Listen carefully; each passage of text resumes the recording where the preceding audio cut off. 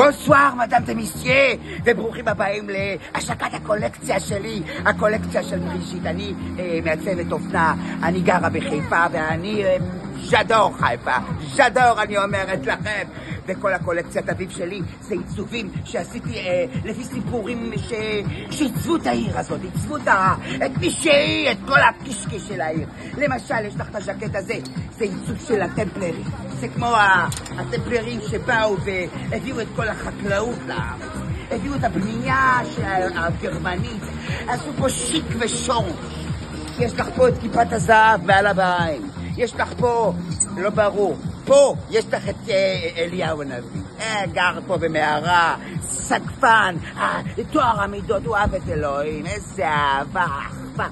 וכל זה, זה קלאש של הווילונות של סבתא שלי ואליהו הנביא ביחד. זהו, אני חיפה.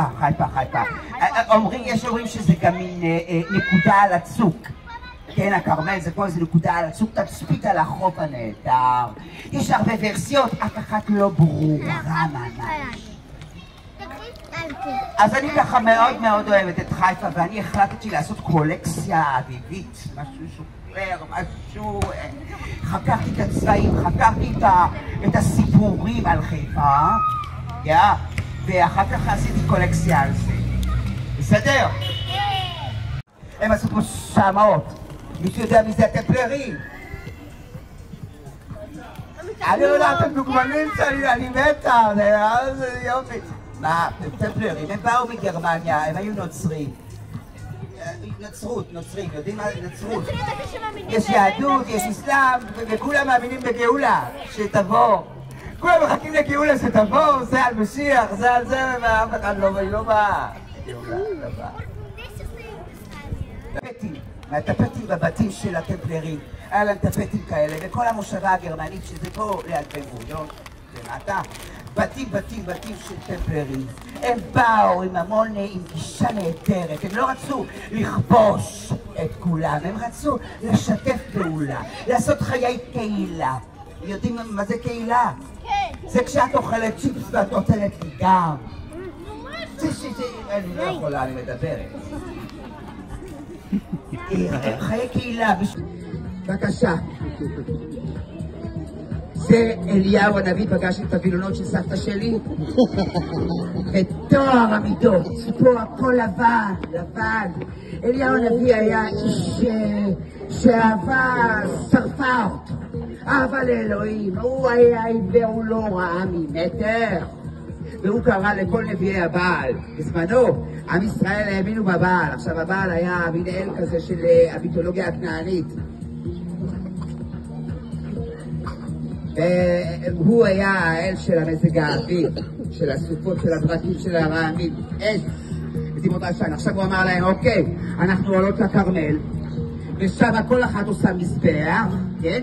וכל בני ישראל מסובבים, ומי שמורידה אש על המזבח ושורפת הכל, זה מאמינים, לאן אתה הולך עכשיו? עכשיו אנחנו באמצע האקשן, יש שריפה, עוד שנייה. בסדר? לא נורא. הלו, בבקשה. אז הוא נתן לנביאי הבעל להיות הראשונים. אז הם ככה, הם בנו את המזבח שלהם, ולקחו את הפער שלהם, שמו אותו על המזבח, וחתכו אותו, כמו שהם יודעות. ואז התפללו לאלוהים שלהם, והתפללו ולא קרה שום דבר. ואז הם התחילו לצרוח, וזה שרטו את הגופות שלהם, שאלוהים שלהם יראה שהם סובלות בשבילו. והוא ישן, או היה לו איזה דייט, או משהו, לא יודעת, משהו לא הסתדר. לא קרה. ואז אליהו עלה. כמו בתצורת אופנה שדוגמנית עולה ושורפת הכל. גם אליהו היה ככה. הוא לקח 12 אבנים. הוא בנה את המזבח מ-12 אבנים. אתם יודעים למה 12 אבנים? למה 12 אבנים? אתם קראתם את ההגדה עכשיו, לא? השארתם כיסא לאליהו הזה והוא לא בא. אבל למה אמרת? היא אמרה לך, שוב פעם נותנת את התשובות שלך. אני אומרת לך, יהיה לזה סוף. בסוף יהיה לזה סוף. 12 השבטים, לא, באמת, qu'est-ce que tu veux? בשביל מה אנחנו פה בישראל? איפה התודה שלכם לכל ה-12 השבטים?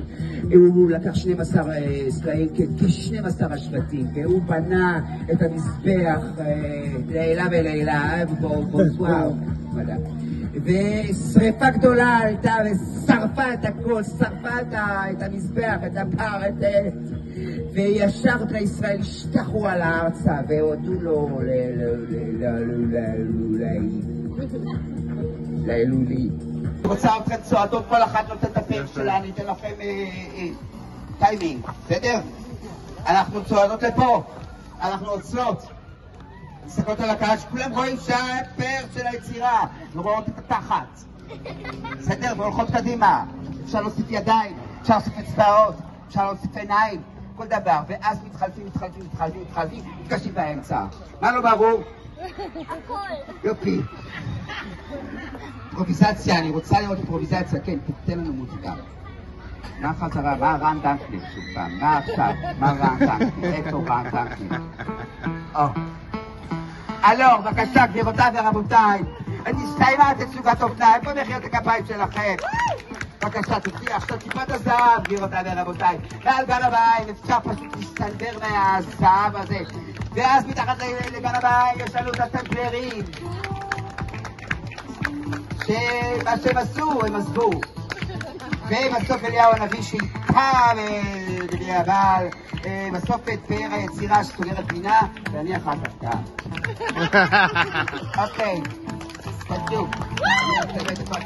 אנחנו עומדות ביחד בשורה, וקודם אני משתחווה, ועכשיו תוככם משתחוות. וזהו, תודה רבה לכם שבאתם, את הקולקציה הזאת אני מוכרת, כל פעם זה 1,500, 1,530 שקלים, בסדר, נתווכח ונוריד ל-700, נתווכח עוד נוריד ל-200, רק אני צריכה לגמור כי אני צריכה טקסטי לכרמל.